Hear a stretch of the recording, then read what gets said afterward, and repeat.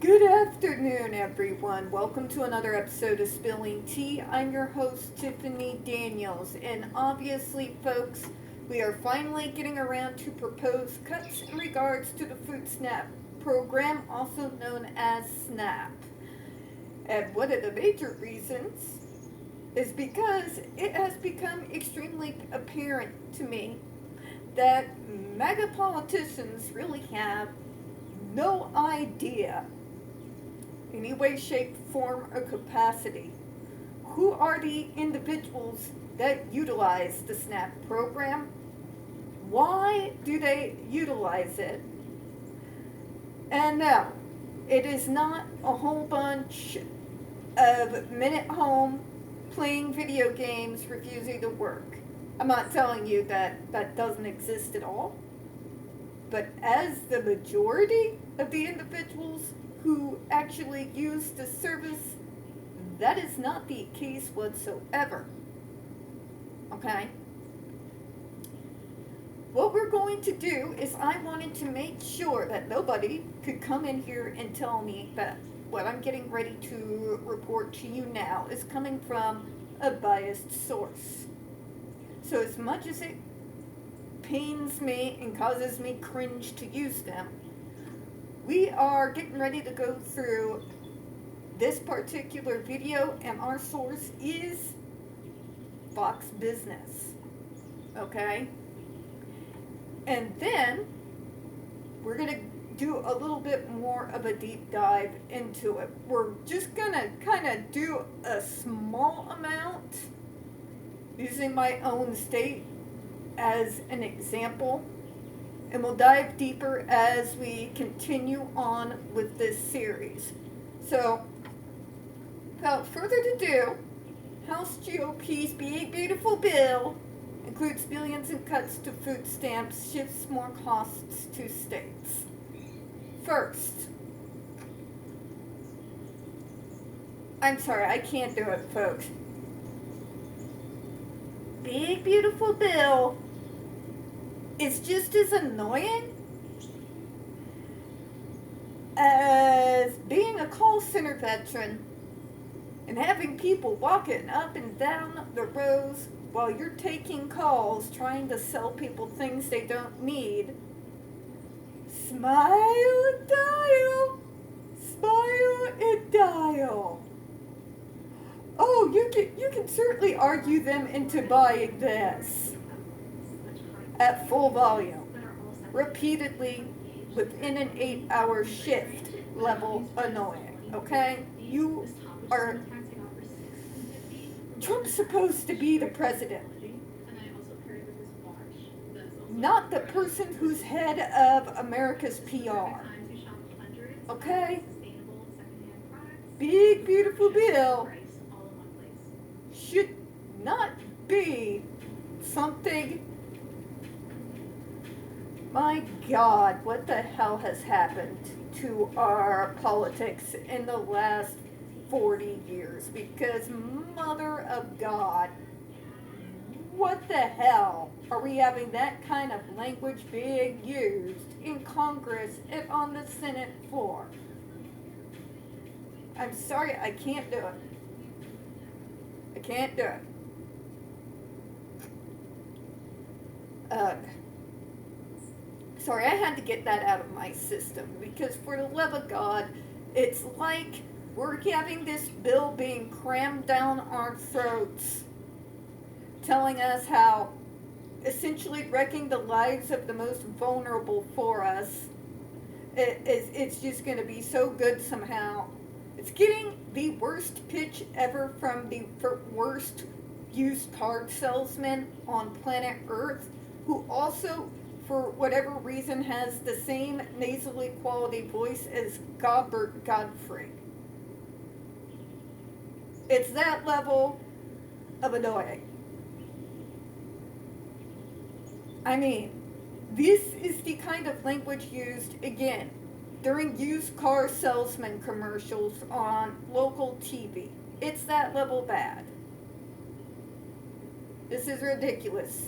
You're talking about affecting some of the most vulnerable people in our country's lives and you're trying to sell it to us by essentially embodying the very worst of used car salesman tropes on planet Earth. Sorry. Alright, but first, brief disclaimer, and we're going to go through the trigger warnings real quick. First off, disclaimers. For the series we're going to be doing in regards to the Looming cuts to Snap, as always, you're going to see the links to everything that we go through on this channel within this series right there in the description box, with hopefully helpful labels right above them so you know what you're clicking on right before you click on it. Trigger warnings. We do have this channel marked not for kids for a reason. We do use profanity. And some of the topics we cover, such as the Judge Rotenberg Educational Center, are pretty dark topics. So if your child is 16 and younger and watching this, parental supervision is advised. If you are MAGA, or if you are a Democrat, more than likely, something I'm going to say, or a lot of somethings I've got to say, is probably going to offend you.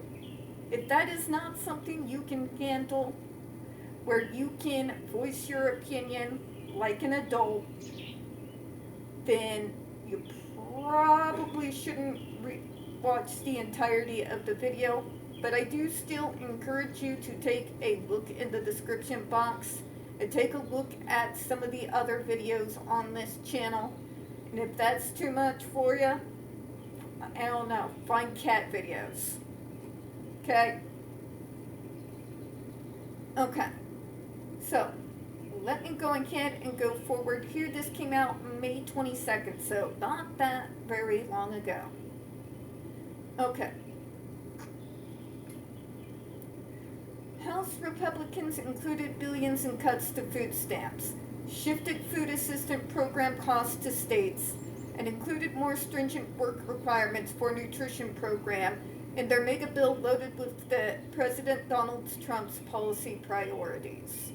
The changes to the Supplemental Nutrition Assistance Program, or SNAP, were a small part of a much larger multi-trillion-dollar mega bill rammed through the House by House Speaker Mike Johnson, Republican of Louisiana, on Thursday morning that advances the president's agenda on taxes, immigration, energy, defense, and the national debt.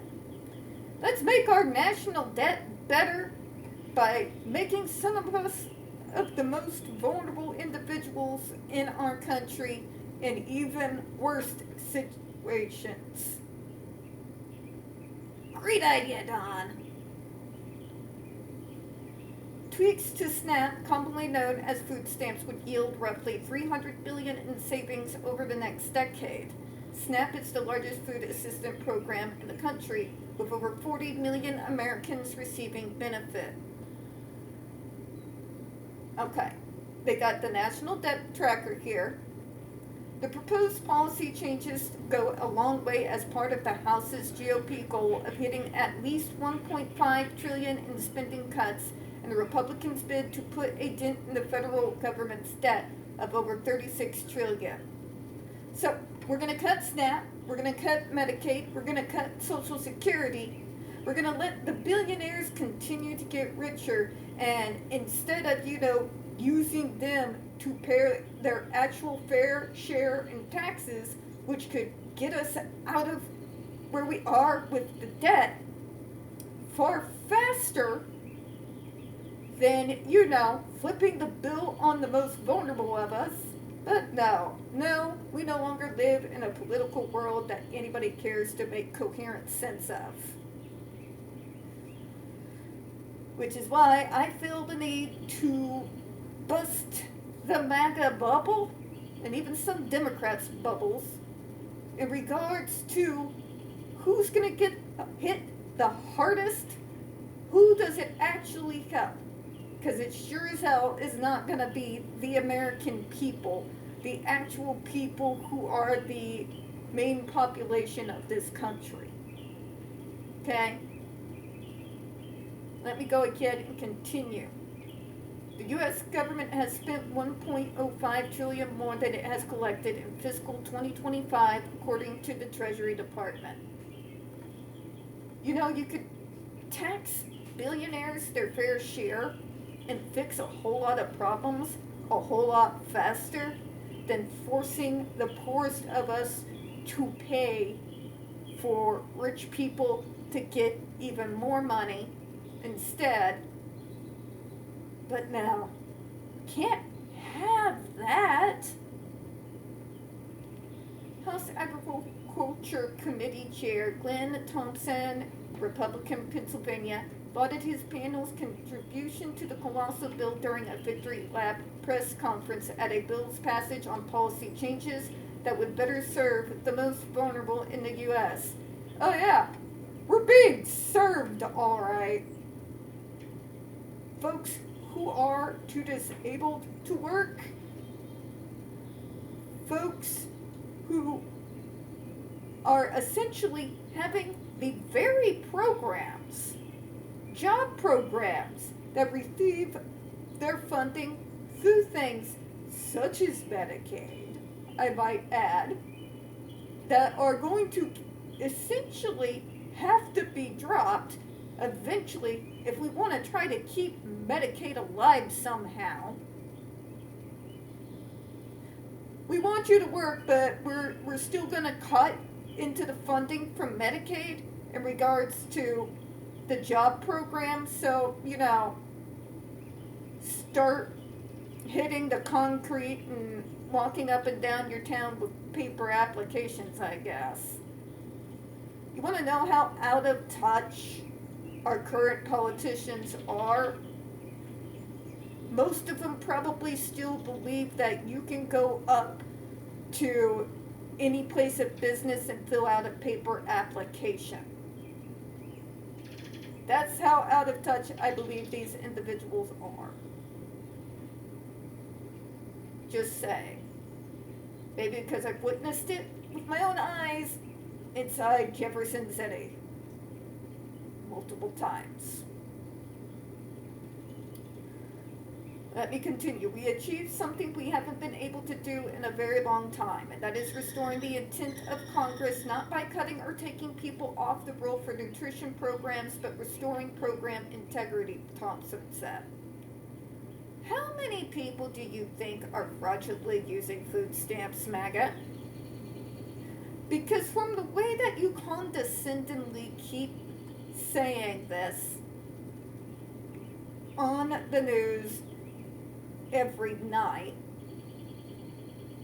I'm going to guess that you assume that pretty much everybody who's using stamps right now are doing so because they just don't want to work and get out of the basement. It's actually not what's happening at all. We're going to be covering that here in just a moment, but let me go ahead and continue to read on through it real quick. House Republicans unveiled new food stamp work requirements for Trump's big, beautiful bill. However, the top Democrat on the panel, Representative Angie Craig, Democrat Minnesota, blasted the changes to SNAP, accusing Republicans in a statement of seeking to make America hungrier, poorer, and sicker. Parents struggling to afford groceries for their families and seniors living on fixed incomes will have their food taken away if this bill becomes law, she said. By the way, before you all say that's not happening, they've already cut Meals on Wheels. Meals on Wheels is something I'm familiar with because when I was in high school, my granny participated in the Meals on Wheels in that she used her car to drive to nursing homes these different meals from Meals on Wheels on a voluntary basis. It's something that actually made her really happy to do.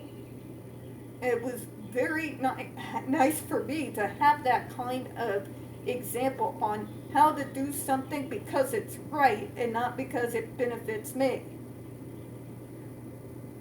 So that's been almost systematically destroyed.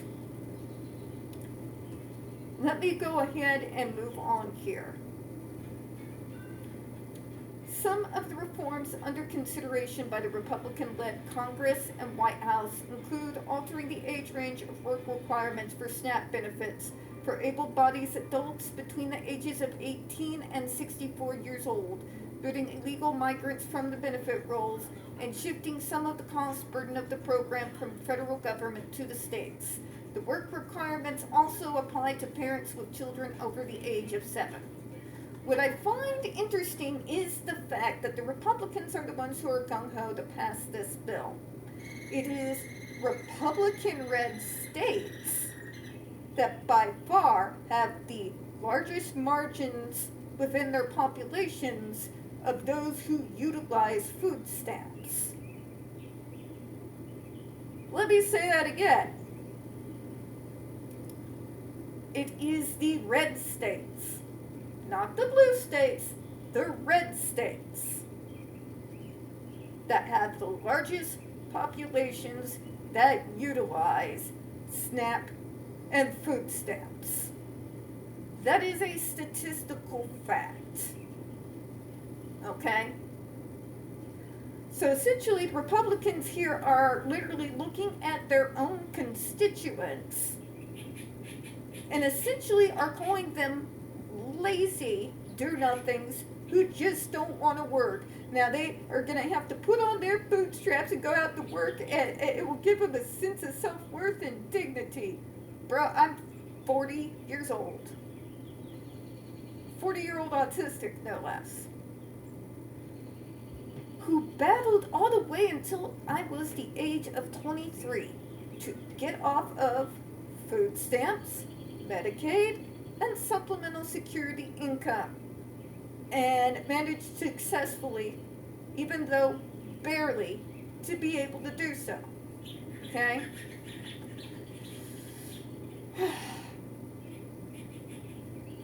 I was not in any way, shape, capacity, or form living in anyone's goddamn basement.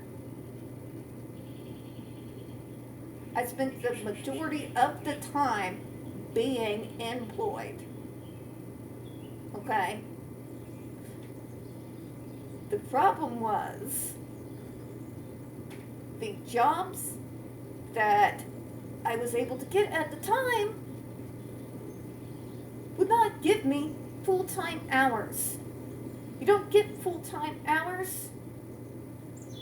That means less money available for things such as rent, utilities, doctors, medication, food.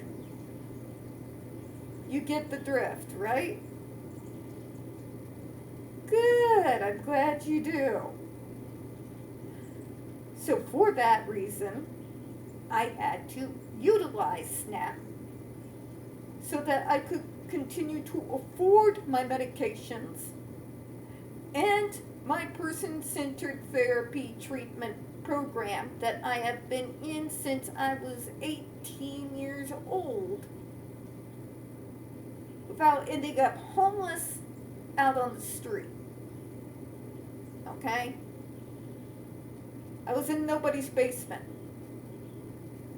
I was barely making it. By the end of the month, if I had 50 cents left in the account, I considered it lucky. Okay?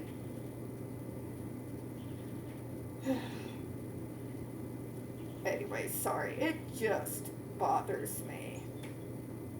These people have no concept about the individuals who are on these benefits.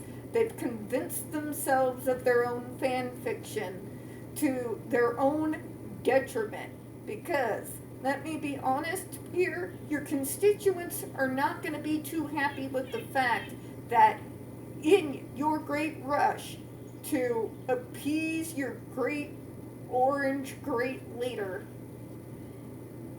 you are essentially shitting all over and insulting a large majority of your own constituents without even having talked to them or the folks who are actually running things within your own states. You have no idea statistically what is actually going on. To be honest, neither side does. But anyways, I'm going to go ahead and continue here. The work requirements also apply to parents with children over the age of 7. However, there are a string of exceptions, including pregnant women, people who are homeless, veterans, people who are 24 years old or younger who are aged out of the foster care system, and SNAP recipients with children 7 years or older who fall under any of the aforementioned exceptions. But those exceptions will sunset in 2030. Beginning in the fiscal 2028, states will start taking on a baseline of 5% SNAP costs. The federal government currently shoulders 100% of the cost of the program, and states' contributions would increase on a sliding scale based on the error rate in the benefit payments per state. I'm going to tell you why that's going to backfire here in a minute. For example, if a state has an error rate between 6% and 8%, it would be responsible for 15% of SNAP costs. The program revisions would also lower the federal match rate, or how much the federal government reimburses states for administering the program, from 50% to 25%. Now, I'm just going to mention a few things here.